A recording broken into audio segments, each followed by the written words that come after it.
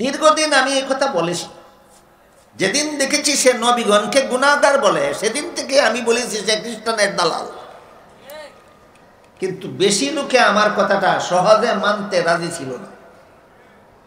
বর্তমান বাংলাদেশের গোয়েন্দা বিভাগের তদন্তে ধরা পড়েছে সাদ সাহেব ইসরায়েলের দালাল। ইসরায়েল হলো ইহুদি। এই ইহুদি এবং খ্রিস্টান দুই জাতির দুইটা জঘন্যতম কুস্বভাব আছে। খ্রিস্টানদের কুস্বভাব হলো নবীগণকে গুনাহগার সাব্যস্ত করা। কথা আমাদের ব্যাখ্যা সাপেক্ষে বুঝতে হবে, ব্যাখ্যা ছাড়া বুঝে আসবে না। এক নম্বর কথা হলো আল্লাহ এখানে আজকে বলতে কোন দিন বুঝালেন। দ্বিতীয় কথা হলো আমাদের দিন বলতে আল্লাহ কি বুঝালেন। আর তৃতীয় কথা হলো পরিপূর্ণ বলতে আল্লাহ কি বুঝালেন। এই তিনটা কথা ব্যাখ্যা সাপেক্ষ, তাই তিনটা কথার সংক্ষিপ্ত ব্যাখ্যা আমি আপনাদের সামনে তুলে ধরার চেষ্টা করছি। আয়াত আল্লাহ নাজিল করেছিলেন রাসূল করিম সাল্লাল্লাহু আলাইহি ওয়াসাল্লামের ঐতিহাসিক বিদায় হজের ভাষণকে কেন্দ্র করে। রাসূল দুনিয়া থেকে বিদায় হওয়ার প্রায় 3 মাস আগে জীবনের শেষ হজ পালন করেছিলেন। তখন রাসূলের সাথে প্রায় 1.25 লক্ষ সাহাবায়ে কেরাম হজে অংশগ্রহণ করেছিলেন। হজের সবচেয়ে বড় ফরজ জিলহজ মাসের 9 তারিখ সন্ধ্যা পর্যন্ত, সূর্য অস্ত যাওয়া পর্যন্ত আরফার ময়দানে অবস্থান করা। সেই আরফায় অবস্থানকালে রাসূল করিম সাল্লাল্লাহু আলাইহি ওয়াসাল্লাম লক্ষাধিক সাহাবায়ে কেরামদের উদ্দেশ্য করে এক মহামূল্যবান ভাষণ দিয়েছিলেন। এটাকেই ইতিহাসে রাসূলের বিদায় হজের ভাষণ বলা হয়। তারিখটা ছিল 10ম হিজরি সনের জিলহজ মাসের 9 তারিখ শুক্রবার। এই ভাষণকে কেন্দ্র করেই আল্লাহ আয়াত নাজিল করেছেন আর বলেছেন আজকে আমি তোমাদের দিনকে পরিপূর্ণ করে দিলাম। তাই এবার পরিষ্কার হয়ে গেল আয়াতে আল্লাহ আজকে বলতে কোন দিন বুঝালেন। রাসূলের বিদায় হজের ভাষণের দিন বুঝালেন। সন তারিখ হলো 10ম হিজরি সনের জিলহজ মাসের 9 তারিখ শুক্রবার। গেল প্রথম ব্যাখ্যা সাপেক্ষ বিষয় যে এখানে আল্লাহ আজকে বলতে কোন দিন বুঝালেন। এখানে আরেকটা প্রাসঙ্গিক ব্যাপার হলো ভাষণ শেষে রাসূল সাহাবাদের লক্ষাধিক সাহাবাদের উদ্দেশ্য করে জিজ্ঞাসা করেছিলেন যে আল্লাহ আমার কাছে যা কিছু নাজিল করেছেন সবগুলি তোমাদের কাছে পৌঁছে দিয়েছি কিনা।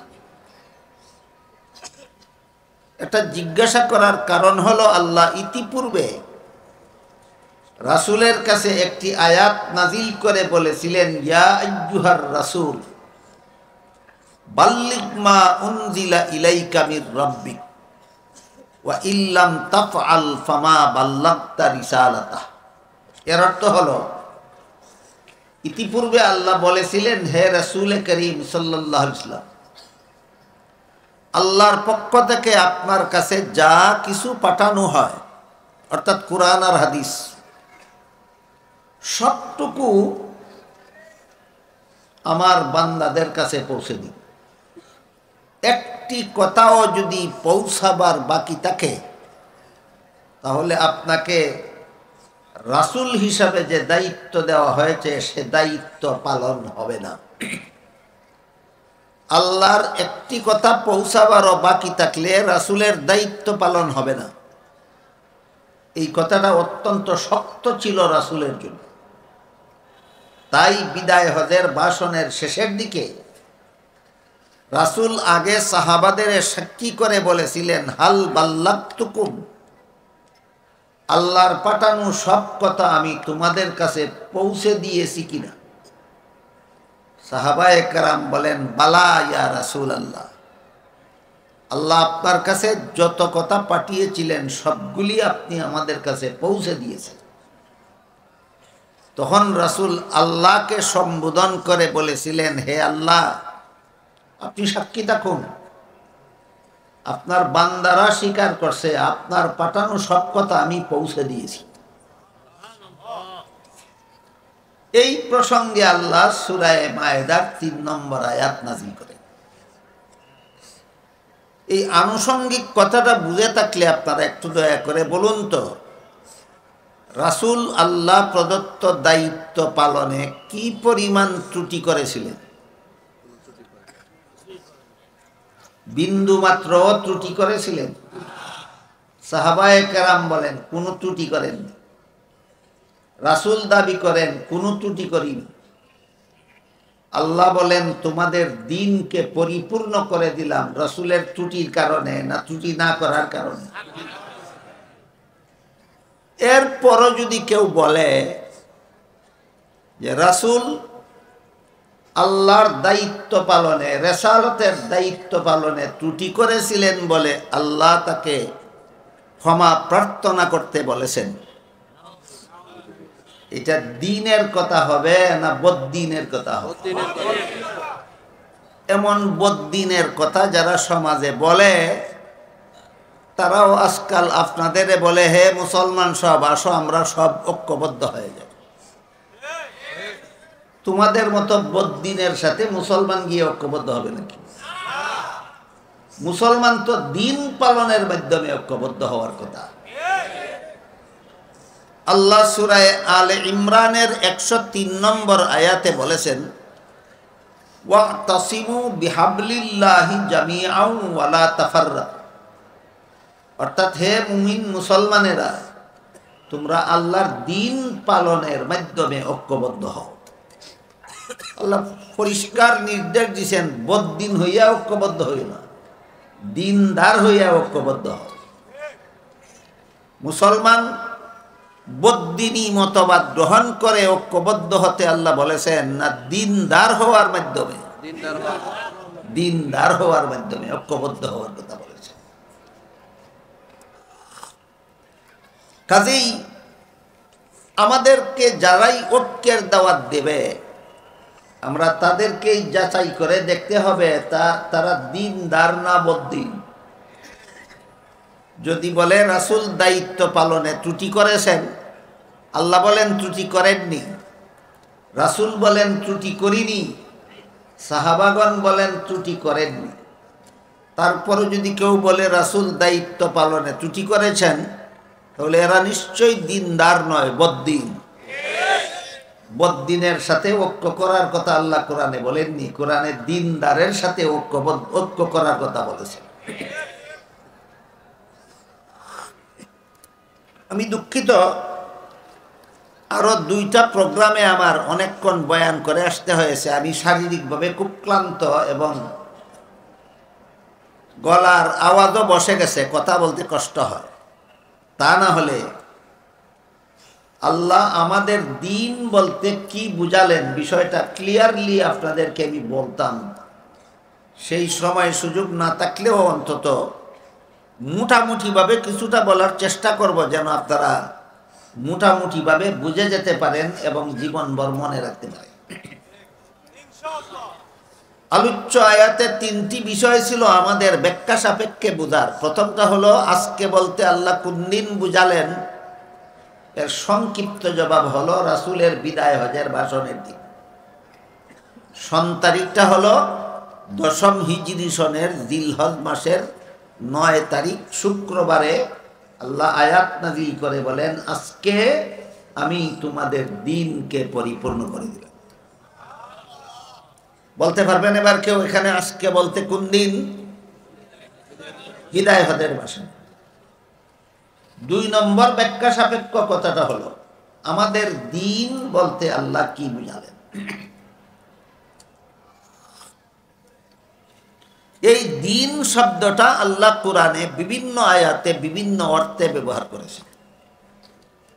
সবগুলি আয়াতে একই অর্থে নয়, এক এক আয়াতে দিন শব্দকে আল্লাহ এক এক অর্থে ব্যবহার করেছেন। তোর মধ্যে আজকে শুধু আমি আপনাদের একটি আয়াতের উদাহরণ দেব।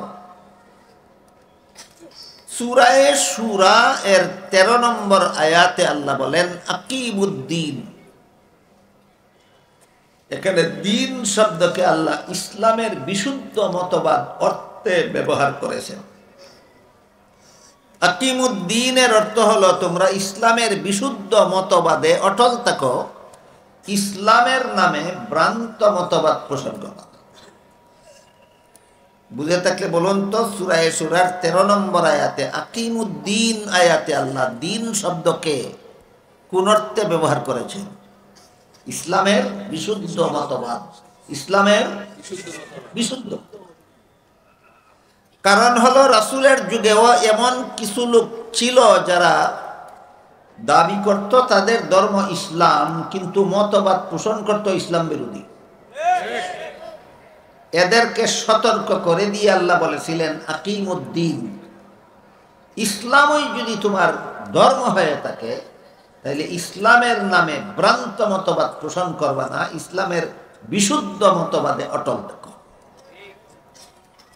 আমাদের বর্তমান দুনিয়াতেও বহু মানুষ এমন আছে যারা নিজেদের ধর্ম ইসলাম বলে দাবি করে, কিন্তু ইসলামী মতবাদ নয়, ভ্রান্ত মতবাদ অন্তরে পোষণ করে। এদের মধ্যে এক দলের নাম হলো কাদিয়ানি। কাদিয়ানিরা নিজেদের দলের নাম দিয়েছে আহমদিয়া মুসলিম জামাত। মুসলিম জামাত কথার অর্থই হলো মুসলমানের দল। মুসলিম জামাত শব্দের অর্থই মুসলমানের দল। কিন্তু এরা কতটুকু মুসলমান, এই প্রশ্নের জবাবটা আজও অনেকের কাছে অস্পষ্ট রয়ে গেছে। এই অস্পষ্টতা দূর করার জন্য আগে আমরা পরিষ্কারভাবে বোঝার চেষ্টা করি যে আসলে মুমিন মুসলমান কাকে বলে।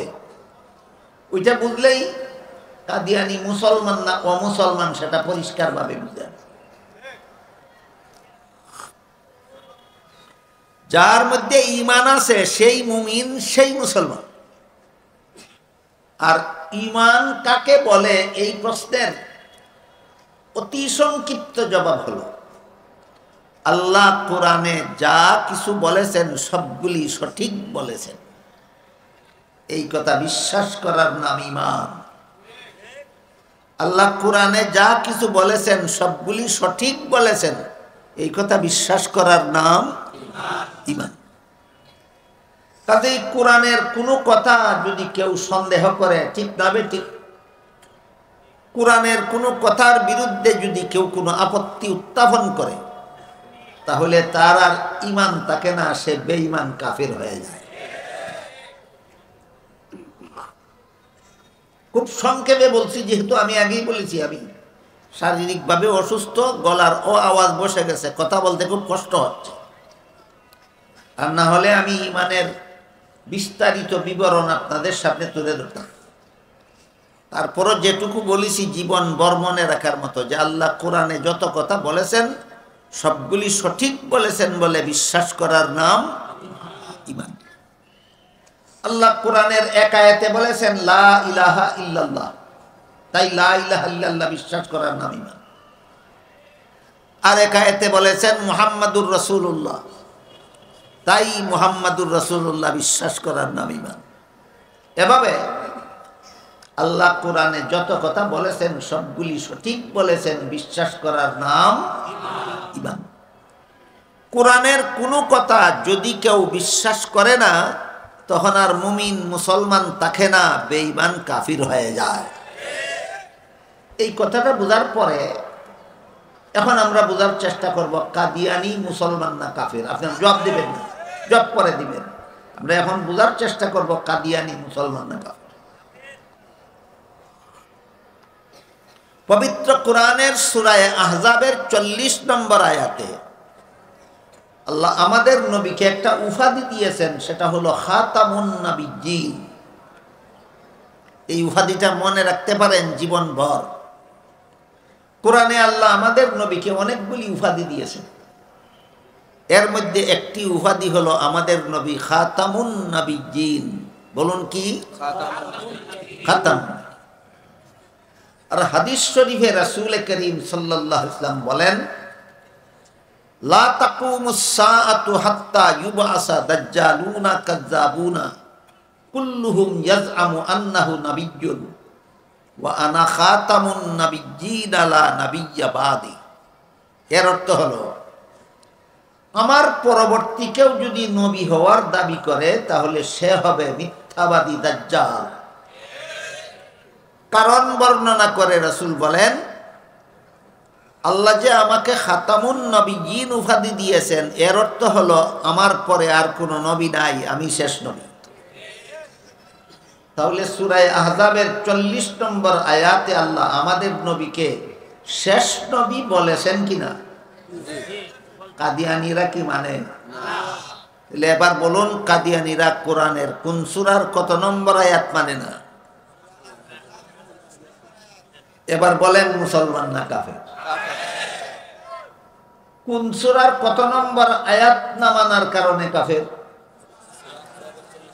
সূরা আহজাবের ৪০ নম্বর আয়াত না মানার কারণে কাফের। অথচ নিজেদের দলের নাম দিয়েছে আহমদিয়া, মুসলিম জামাত, মুসলমানের দল। এই ধরনের প্রতারণা চক্রান্ত যেন কেউ ইসলামের নামে না করতে পারে, তাই আল্লাহ সূরা শুরার ১৩ নম্বর আয়াতে বলেছেন, আকিমুদ্দিন, ইসলামের বিশুদ্ধ মতবাদে অটল থাকো, সত্যই যদি তুমি মুসলমান হয়ে থাকো। তাহলে কাদিয়ানীরা ইসলাম তাদের ধর্ম বলে তো দাবি করে, কিন্তু ইসলামের বিশুদ্ধ মতবাদে বিশ্বাসী না, কুফরি মতবাদে বিশ্বাসী। এই হলো ইসলামের নামে ভ্রান্ত মতবাদের একটা স্তর, যে এমন ভ্রান্ত যে ভ্রান্ত মতবাদের কারণে কোরআনের কোনো না কোনো আয়াত অমান্য করা অবধারিত হয়ে পড়ে। যে কোনো মুসলমানের যে কোনো মতবাদ যদি এমন ভ্রান্ত হয় যে ভ্রান্তির কারণে কোরআনের কোনো আয়াত অমান্য করা অবধারিত হয়ে পড়ে, তখন এই মতবাদ এর কারণে তার ঈমান ইসলাম থাকে না, সে বেঈমান কাফির হয়ে যায়। আর এক ধরনের ভ্রান্ত মতবাদ আছে ইসলামের নামে, যে ভ্রান্ত মতবাদ পোষণ করলে সরাসরি কাফেরও হয় না, আবার নির্ভেজাল মুসলমানও থাকে না। সরাসরি কাফেরও হয় না, আবার নির্ভেজাল মুসলমানও থাকে না। এই দ্বিতীয় প্রকারের ভ্রান্ত মতবাদ সম্পর্কে আমাদের সমাজে আলোচনা হয় না বললেও চলে, যে কারণে সাধারণ মুসলমান জানেই না যে এমন কোন ভ্রান্ত মতবাদ আছে যেটা পোষণ করলে কাফেরও হয় না, আবার নির্ভেজাল মুসলমানও থাকে না। এবার আমি এরকম একটা ভ্রান্ত মতবাদের উদাহরণ দিব আপনাদের। উদাহরণটা বোঝার আগে আমরা একটা উদাহরণ বুঝে নিই। একটা গ্লাসের মধ্যে যদি আপনি কাপ দিয়া 1 কাপ পিওর দুধ রাখেন, যার মধ্যে 1 ফোঁটা পানিও নাই, তাহলে এটাকে আমরা কি ভেজাল দুধ বলবো না খাঁটি দুধ বলবো? আর একটা গ্লাসের মধ্যে যদি কাপের দ্বারা 1 কাপ পিওর পানি রাখেন, যার মধ্যে 1 ফোঁটা দুধও নাই, এই পানিটাকে কি আমরা ভেজাল পানি বলবো না পিওর পানি বলবো? আর একটা গ্লাসের মধ্যে যদি 1 গ্লাস দুধ রাখার পরে 1 চামচ কেরোসিন তেল রাখেন, বলেন দুধের পরিমাণ কত আর কেরোসিন কি পরিমাণ? আমার উদাহরণ বুঝে থাকলে বলুন, এই গ্লাসটার মধ্যে পিওর কেরোসিন আছে না পিওর দুধ আছে, না দুটোটাই ভেজাল? এই ধরনের ভেজাল মুসলমান আছে কিছু, পুরোটাই বেঈমান, পুরোটাই কাফের না, পুরোটাই ইমানদার না, কিছু কুফরিও আছে, কিছু ইমানও আছে, কিছু কুফরিও আছে, কিছু ইমানও আছে। এক কাপ দুধ আর এক চামচ কেরোসিনের বিস্মিত যেমন ভাবে দুধটাও পিওর দুধ নয়, কেরোসিনও পিওর কেরোসিন নয়, ঠিক কিছু মুসলমানের ভ্রান্ত মতবাদ এমন আছে যে এটা পুরাপুরি ইমানও না আর পুরাপুরি কাফেরও না, এর মাঝামাঝিতে অবস্থান করে। এর একটা উদাহরণ শোন।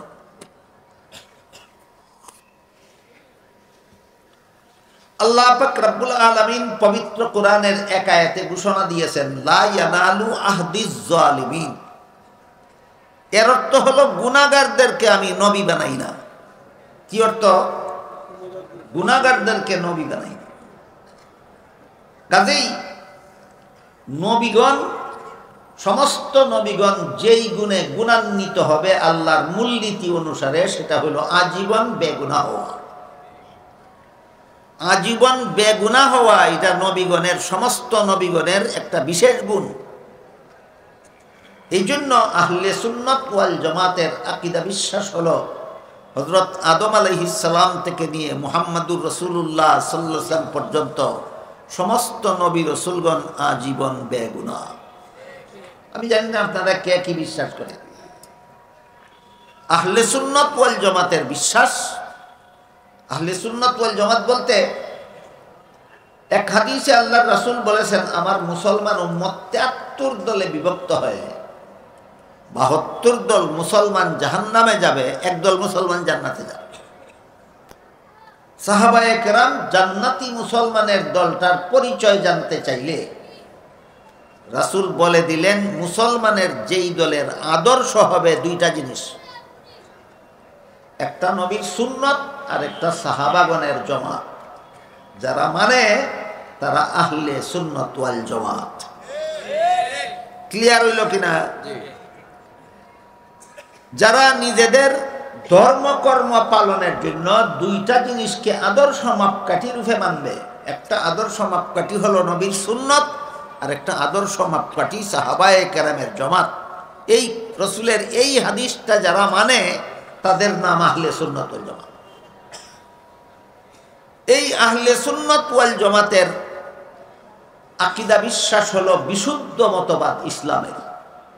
যারা আহলে সুন্নাত ওয়াল জামাতের অন্তর্ভুক্ত নয়, এরা ইসলামের নামে বিভিন্ন ভ্রান্ত মতবাদ পোষণ করে থাকে। কাজেই আহলে সুন্নাত ওয়াল জামাতের বিশুদ্ধ মতবাদগুলির মধ্যে একটি মতবাদ হলো সমস্ত নবী রাসূলগণ আজীবন বেগুনাহ। এবার বলে বুঝা থাকলে বলুন, সমস্ত নবী রাসূলগণ যে আজীবন বেগুনাহ, এটা ইসলামের নামে ভ্রান্ত মতবাদীদের আকীদা বিশ্বাস না আহলে সুন্নাত ওয়াল জামাতের আকীদা বিশ্বাস? আহলে সুন্নাত ওয়াল জামাতের আকীদা বিশ্বাস। কিন্তু এত সত্ত্বেও আমাদের মুসলমান সমাজে ফাঁকে ফাঁকে এক দুইজন পণ্ডিত এমন পাওয়া যায় যারা বিভিন্ন নবীর জীবনের বিভিন্ন ঘটনাকে ভ্রান্ত ব্যাখ্যার মাধ্যমে গুনাহগার বানাইয়া ছাড়ে। বিভিন্ন নবীর জীবনের বিভিন্ন ঘটনাকে শুদ্ধ ব্যাখ্যার মাধ্যমে না ভ্রান্ত ব্যাখ্যার মাধ্যমে? ভ্রান্ত ব্যাখ্যার মাধ্যমে নবীকে গুনাহগার সাব্যস্ত করে ফেলে। এদের বিভিন্ন নবীর জীবনের বিভিন্ন ঘটনাকে ভ্রান্ত ব্যাখ্যার মাধ্যমে গুনাহগার সাব্যস্ত করে যারা, এদের গ্লাসে দুধও আছে, কেরোসিনও আছে। কি কি আছে? দুধও আছে, কেরোসিনও আছে। দুধের মধ্যে কেরোসিন মিশ্রিত হয়ে গেলে সেই দুধ কি আর পান করা যায়? সুতরাং নবীগণকে যারা গুনাহগার সাব্যস্ত করে, এদের সাথেও কি মুসলমানের আর ধর্মীয় ঐক্য করা যায়? যায় না। এরা মুসলমান নামের বেজাল। এই ধরনের কাজটা, অপকর্মটা মুসলমান সমাজে যে দুই একজন স্বঘোষিত পণ্ডিতে করে থাকে, এই সমস্ত নবীদের মধ্যে এক নম্বরে রয়েছেন হযরত আদম আলাইহিস সালাম। যেসব নবীর জীবনের বিভিন্ন ঘটনাকে ভ্রান্ত ব্যাখ্যার মাধ্যমে এরা নবীকে গুনাহগার সাজায়, এই সমস্ত নবীদের মধ্যে এক নম্বরে রয়েছেন হযরত আদম আলাইহিস সালাম। আদম আলাইহিস সালামের জীবনের কোন ঘটনাকে ভ্রান্ত ব্যাখ্যার মাধ্যমে এরা গুনাহগার সাব্যস্ত করে, ঘটনা কোরআনে বর্ণিত আছে বিভিন্ন আয়াতে। আল্লাহ আদমকে জান্নাতে দিয়ে বলেছিলেন সব গাছের ফলমূল খাও, শুধু একটি গাছের ফল খেতে নিষেধ করেছিলেন। কিন্তু শেষ পর্যন্ত ইবলিসের দুকায় পড়ে আদম জান্নাতে নিষিদ্ধ গাছের ফল খেয়েছিলেন। এটা হলো মূল ঘটনা। এখানে এসে ওই অপব্যাখ্যাকারীরা আদমের নিষিদ্ধ গাছের ফল খাওয়ার ঘটনাকে এভাবে ব্যাখ্যা করে, বলে আল্লাহর আদেশ নিষেধ লঙ্ঘন করলেই গুনাহ হয়, আর আদম তো লঙ্ঘন করলেনই, সুতরাং এর মাধ্যমেই আদম গুনাহগার হয়েছে। ব্যাখ্যাটা কিন্তু একেবারে উড়িয়ে দেওয়ার মতো নয়। যারা গভীরভাবে নবীগণের জীবন ইতিহাস এর আলোচনা না শুনে না বুঝে, নবীগণের পবিত্র জীবন সম্পর্কে যাদের পরিষ্কার কোনো ধারণা নাই, এদের কাছে যখন এই যুক্তিটা তুলে ধরা হয় যে আল্লাহর আদেশ নিষেধ লঙ্ঘন করলেই গুনাহ হয়, আর আদম যে লঙ্ঘন করলেন সে ঘটনা তো কোরআনেই আছে, তাই আদম গুনাহগার সাব্যস্ত হলেন, এই যুক্তিটা কিন্তু একবারে ঠুনকু যুক্তি নয়, চটকদার যুক্তি। কথা বুঝে থাকলে বলুন, যুক্তিটা কি ঠুনকু যুক্তি চটকদার? এই জন্য অনেক সরল মুসলমান এর গভীরে না যাওয়ার কারণে, আসল বিষয়টা সঠিকভাবে না বুঝার কারণে এদের চটকদার যুক্তিতে দিশেহারা হয়ে আদমকে গুনাহগার বিশ্বাস করে ফেলে। এই ধরনের যুক্তি দিয়া মুসলমানদের যারাই নবীগণকে গুনাহগার সাব্যস্ত করে, আমি আমার অনুসন্ধানে দেখেছি এই ধরনের যুক্তি, এই ধরনের নবীগণের জীবনের কোনো ঘটনার এমন ব্যাখ্যা, এটা মুসলমানি ব্যাখ্যা নয়, এটা খ্রিস্টানি ব্যাখ্যা। নবীগণকে গুনাহগার সাব্যস্ত করার মতো ব্যাখ্যা ইসলামের ব্যাখ্যা নয়, খ্রিস্ট ধর্মের ব্যাখ্যা। এবার খ্রিস্ট ধর্মের ব্যাখ্যাটা শুনুন, তারপরে আদমের জান্নাতে নিষিদ্ধ গাছের ফল খাওয়ার বিশুদ্ধ ব্যাখ্যাটাও ইনশাআল্লাহ আমি আপনাদের শোনাবো। আদমের নিষিদ্ধ গাছের ফল খাওয়ার সহি ব্যাখ্যাটাও শোনাবো পরে। এর আগে বোঝার চেষ্টা করুন, এই ব্যাখ্যাটাই, ভ্রান্ত ব্যাখ্যাটা আসলে মুসলমানের ব্যাখ্যা নয়, এটা আসলে খ্রিস্টানদের ব্যাখ্যা। কিভাবে খ্রিস্টানদের ব্যাখ্যা এবার শুনুন। বাংলাদেশের স্বাধীনতা লগ্ন থেকে খ্রিস্টানদের একটা সংগঠন বাংলাদেশে খ্রিস্ট ধর্ম প্রচারের কাজ করে যাচ্ছে। সংগঠনটার নাম হলো খ্রিস্টান মিশনারি বাংলাদেশ। এরা খ্রিস্ট ধর্ম প্রচারের জন্য অজস্র বই পুস্তক প্রকাশ করেছে।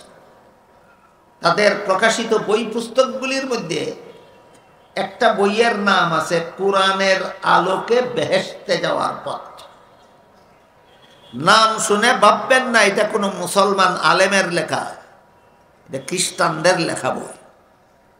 আমার কথা বুঝে থাকলে বলুন, কোরআনের আলোকে বেহেশতে যাওয়ার পথ বইটা কোনো মুসলমান আলেমের লেখা না বাংলাদেশি খ্রিস্টানদের লেখা? খ্রিস্টানদের লেখা।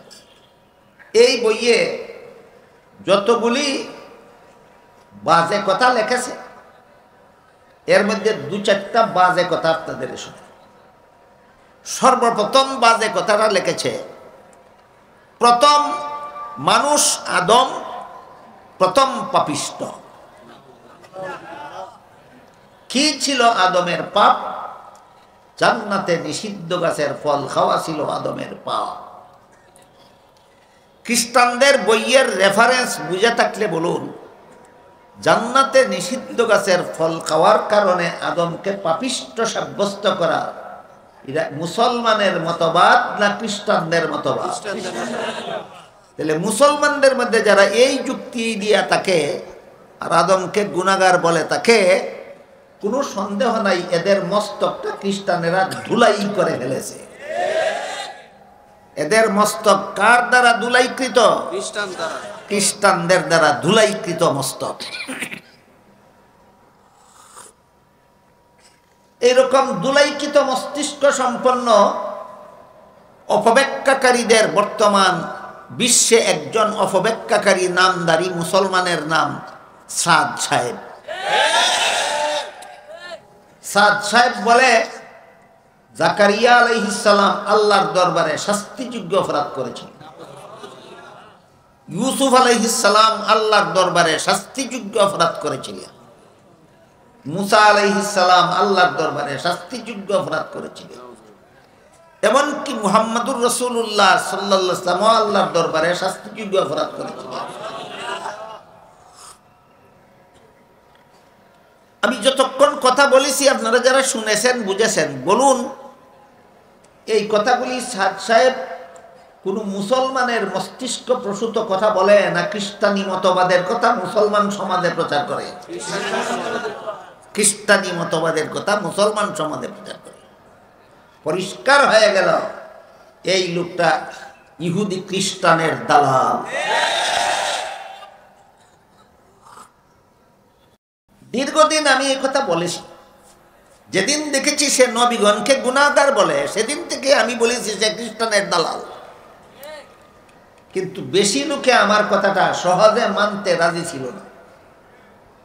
বর্তমান বাংলাদেশের গোয়েন্দা বিভাগের তদন্তে ধরা পড়েছে সাদ সাহেব ইসরাইলের দালাল।